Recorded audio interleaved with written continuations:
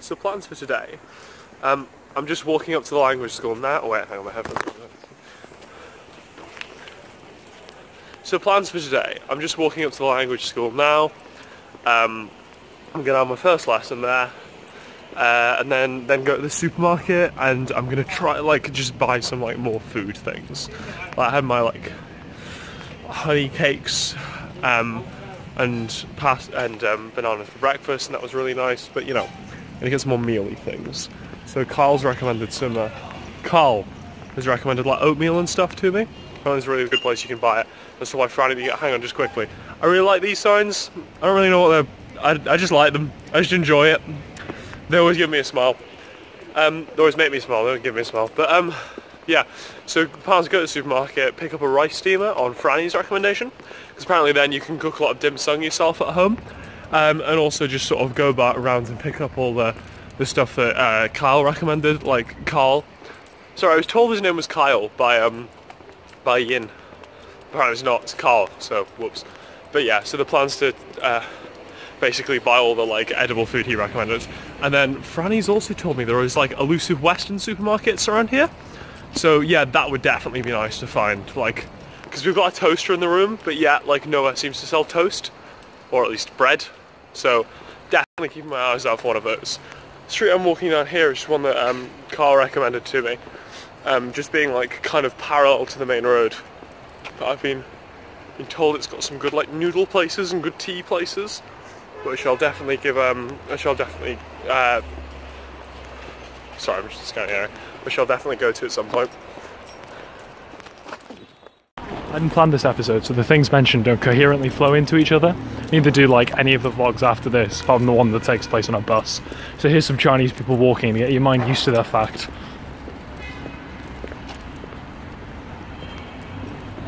Okay, ready? Now let's go. Just had it's gonna be far too much background noise here. Just had my first lesson. It was interesting. It's weird, I haven't learned a language in 2 years, and I don't know, GCSE French definitely doesn't count. Wait, hang on. GCSE French definitely doesn't count, so it's one of those things where the difference between doing 1 hour every day and doing it all of the time, literally living it, is kind of incomparable. So hang on, wait.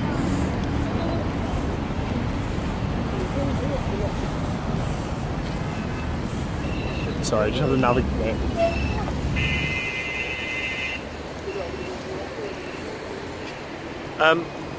Sorry, I had to navigate the motorbikes. But yeah, so the difference between GCSE French and living in Beijing are obviously worlds apart. So it's kind of odd having this mindset, this mindset. I'm aware I kind of had once, but then having to adopt it fully now. A bit weird, but I mean it's good, don't get me wrong. It just definitely challenges a different part of the brain. I think I quite like about Mandarin, it's just how structural it seems to be. I'll definitely talk about this later, right? But basically, first lesson went well. I'm now just wandering off to go meet Yin, who is going to help me set up a Chinese bank account, which I basically need to do most of the things. WeChat has a paying function, and I need the Chinese bank account to access that. So yeah, we're gonna wander over, we're gonna set it up now, and then I'm seeing another debater, a guy called Tim, for dinner.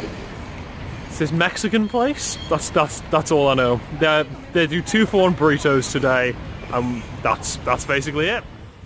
So I'm a 各位乘客，长虹桥西到了，请您从后门下车，下车请刷卡。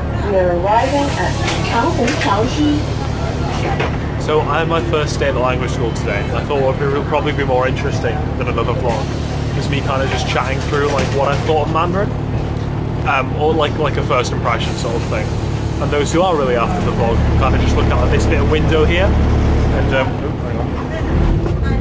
watch the interesting parts of Beijing. Go past me.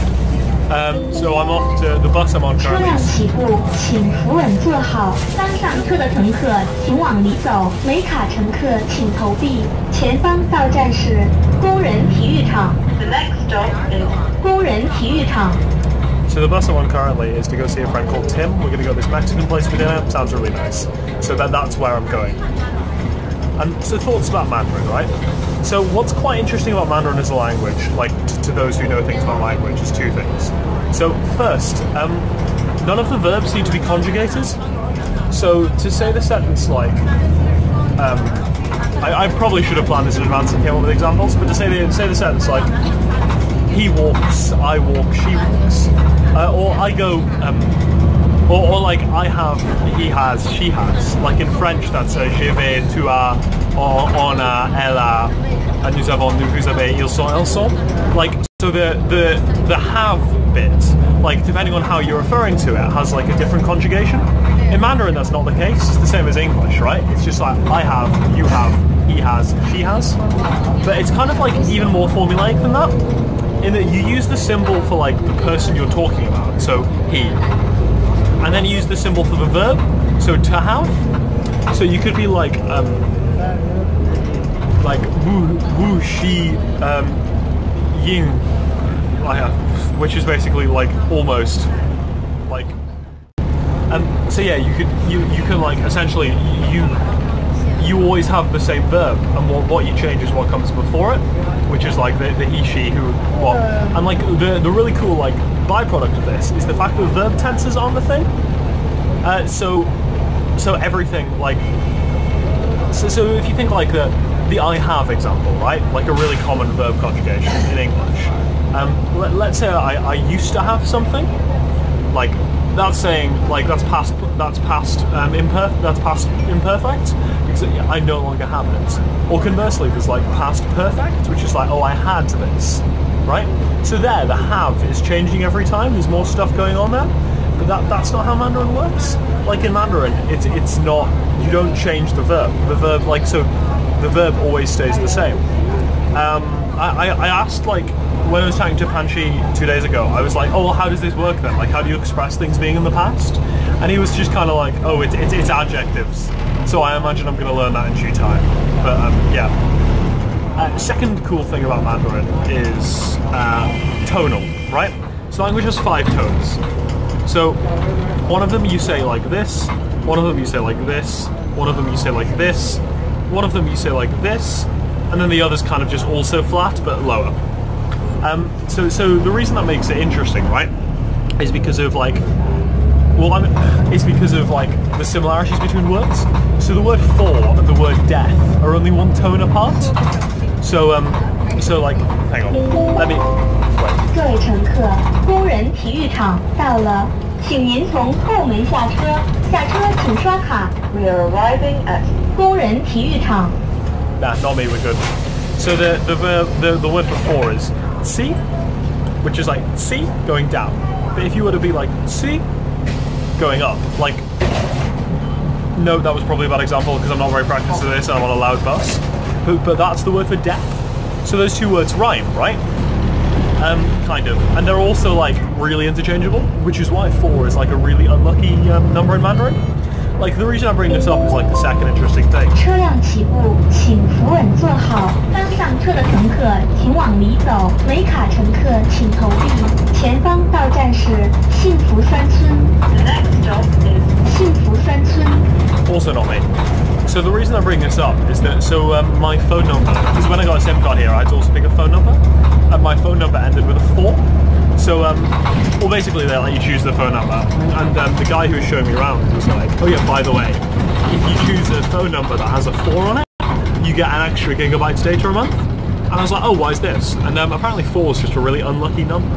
Like as such, people are that like unwilling in China to have the number 4 that they're prepared to offer the phone numbers with it on, and they're prepared to give more data away. So it's like an unsuperstitious Westerner. This is kind of really good news for me. Like another kind of like thing on this vibe is that I live on the 4th floor of my apartment, and in the escalator where it says like 4th floor, someone scribbled the 4 out, and then it means bad luck. So yeah, those are my like 2 interesting impressions from Mandarin so far. Like, one is the fact that the verbs like remain unconjugated, despite like who it is that's saying them and their like tense. And then like the second interesting thing is the fact that like the tonal quality of it. In that there's 4 tones and like a 5th implicit tone, so there's 5 tones. But yeah, so that's what I thought Mandarin. Really enjoyed my first day at the school. Teacher was really good. It was one-on-ones. It was incredibly intense. Like, got back afterwards and was really tired. But no, I've had a really good day. So the bus has arrived. I'm standing outside the station. There's a guard here. He's just standing there. He hasn't moved in half an hour. It's pretty terrifying. Here's the station. A sufficient message to send to Tim, the guy I'm meeting, was like, oh hi, I'm going to be the tall white guy outside the station. And like, that is sufficient clarification. There's someone who I've never met before to find me, which I feel like kind of adds to the notion of how mono-ethnic Beijing is. I'm almost had a really good not night able with to be Tim. vegetarian in Ended up China. going through the Hutons, which he described as hipster Beijing. We walked past one place that had been bricked up by the Chinese government for operating without a license. They used to serve coffee by the litre, or possibly pint. This was signified by being served in Pyrex jugs as means of proof, which sums up the place quite well. After that, I walked home, got ready for bed, my first day volunteering at the debating company the next day.